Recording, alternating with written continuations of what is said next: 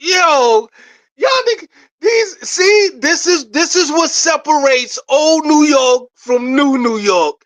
The energy after the game was ridiculous. Acting like y'all lost y'all best friend. No energy, no vibe. The vibes are supposed to stay the same.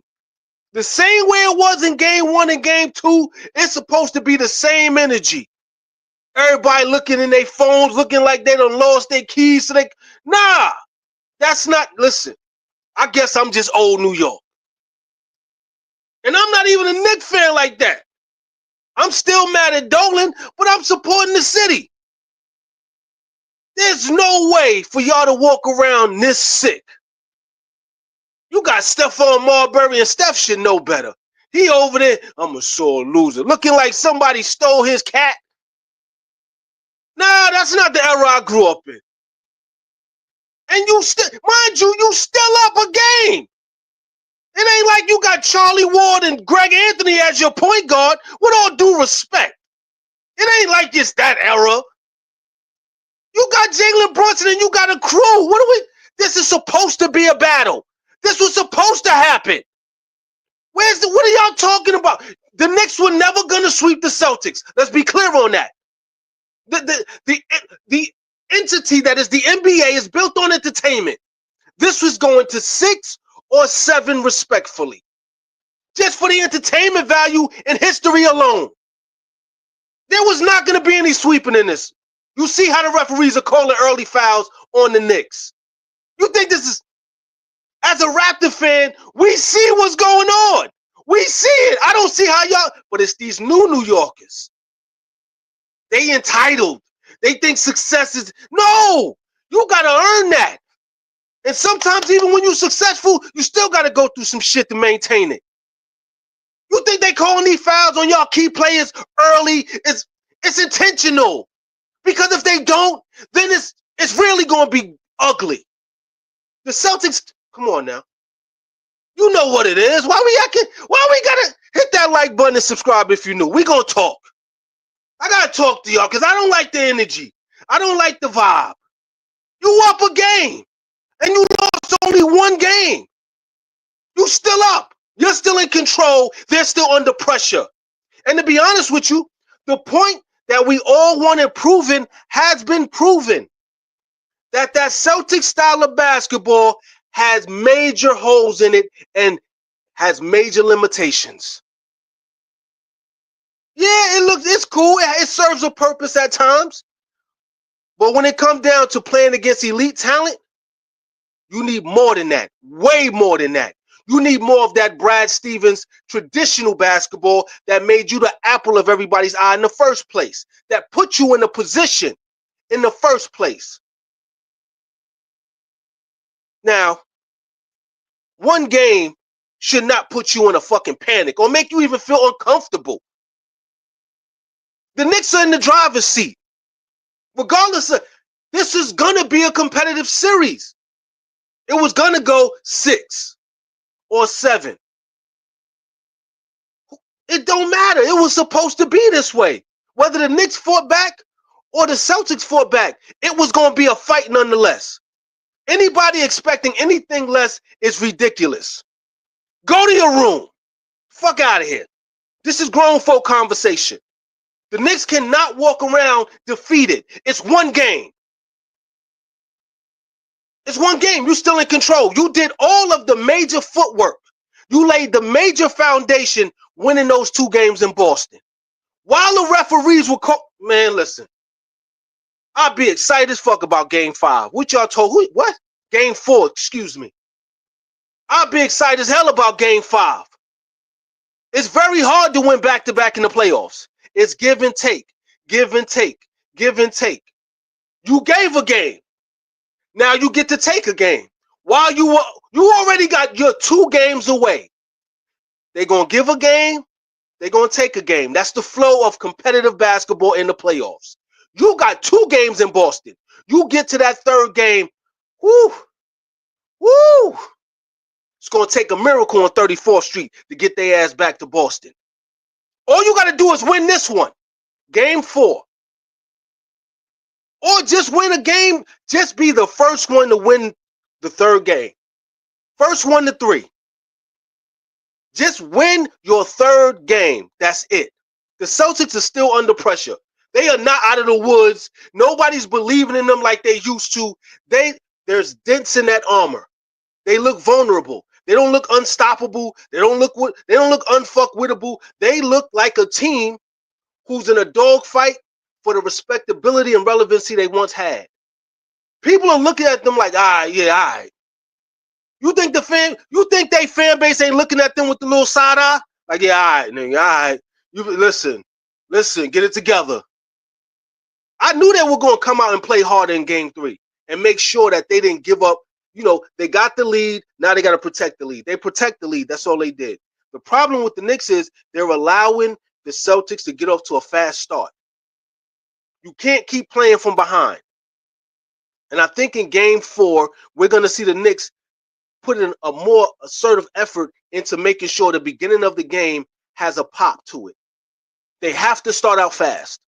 And if you keep it close, they've already proven to be able to close it out. Keep the game close. That's it. You're still in control. And you want to maintain control. You got to win the third. Just win your third game by any means necessary. That's it.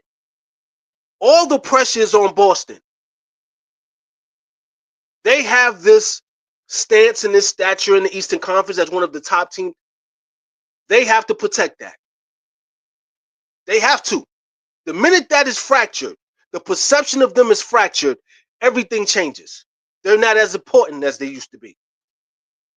Winning this series doesn't change anything for them, but making it way too competitive than it should be, now you start looking at them like, you got to do something different. Next year, you got to do something different.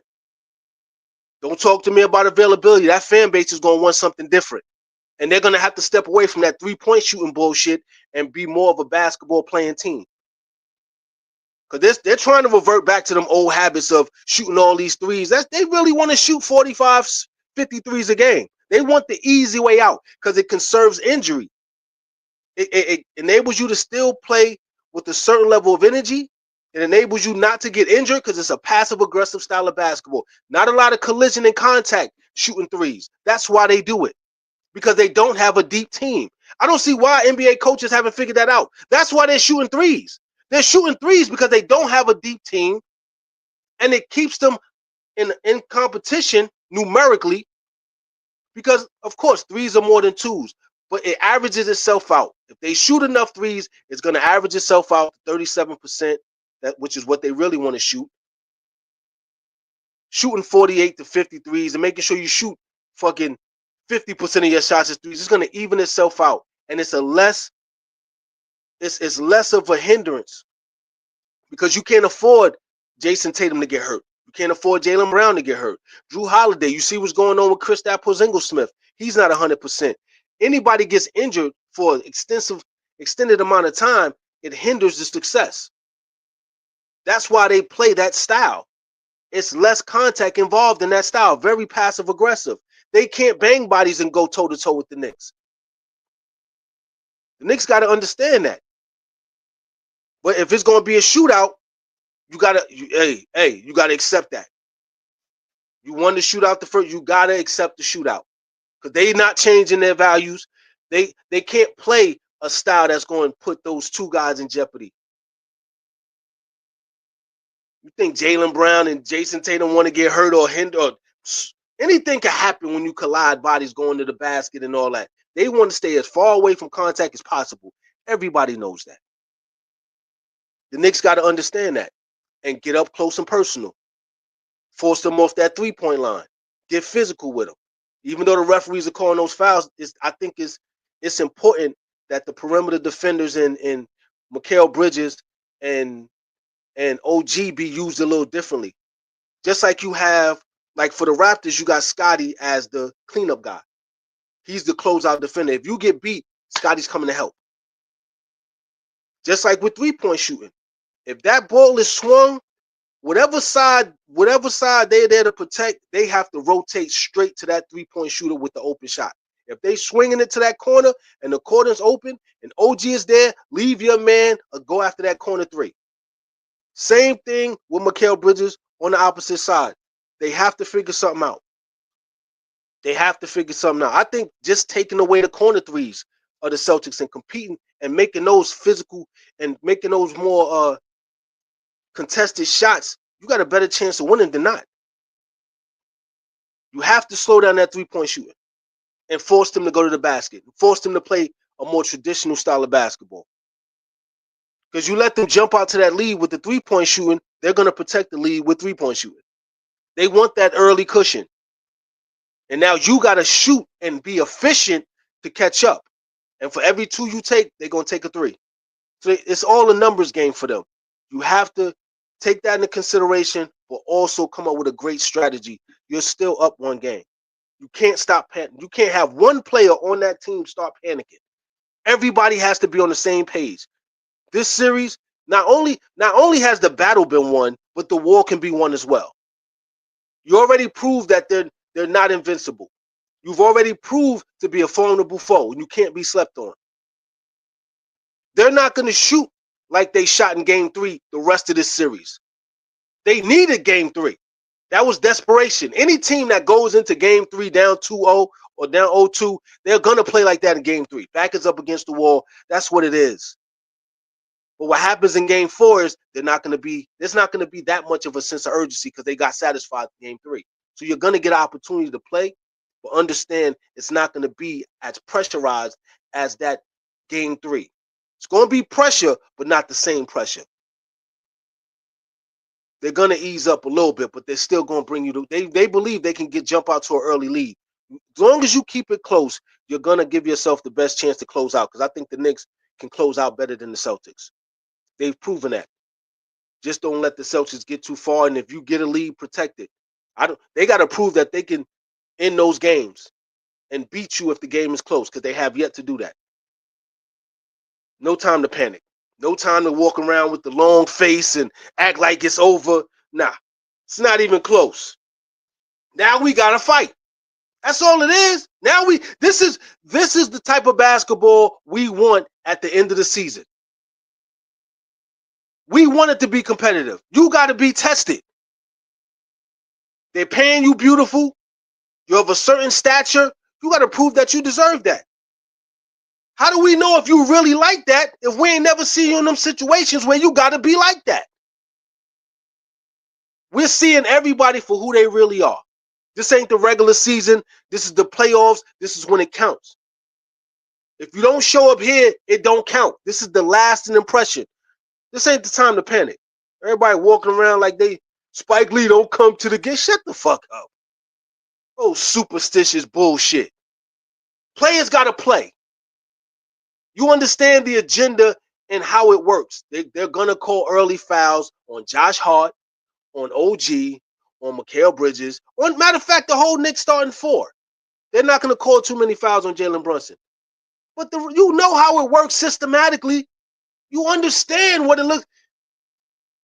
The privilege of being in this position for these new Knicks fans, I don't understand where the entitlement comes from.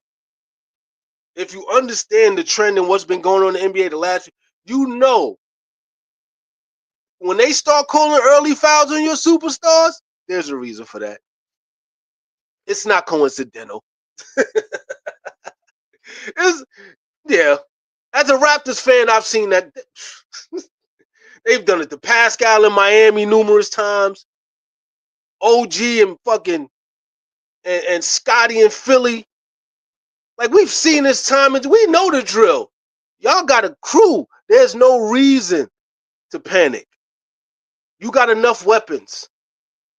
They're calling fouls. Go look. OG got to get the ball more. If Cat is in foul trouble, look for OG more. If y'all know anything about OG is best when he starts off hot. Get OG to rock in the first quarter. Get him going early. That's what, and I haven't seen that, and I didn't see that too much in Game 3. Get him going early. He'll be all right. That's the one player you have to get going early. Carl Anthony Towns could get his throughout the game, but if he's in foul trouble, you got to look to OG. because it changes how he can attack and post up. He's relying on efficiency now, and he's not that efficient. So you're going to need another scorer. Feed OG the rock. Let Brunson play off the ball. Let Josh Hart play point. And keep him from moving around when he gets in foul trouble. Let Josh Hart play point when he's in foul trouble. And that's it. And work from there. But right now, this ain't the time to panic, man. You got to fight on your hands. Play your heart out next game and keep it close. I think the Knicks, if they keep it close in game 4, they'll win game 4. You just got to be the first one to 3. That's it. First one to win 3 games is in a beautiful position. And I ain't going to even lie to you. I'm happy. I got what I wanted. I got exactly what I wanted. The Cavs have been exposed. The Celtics have been exposed. I'm happy.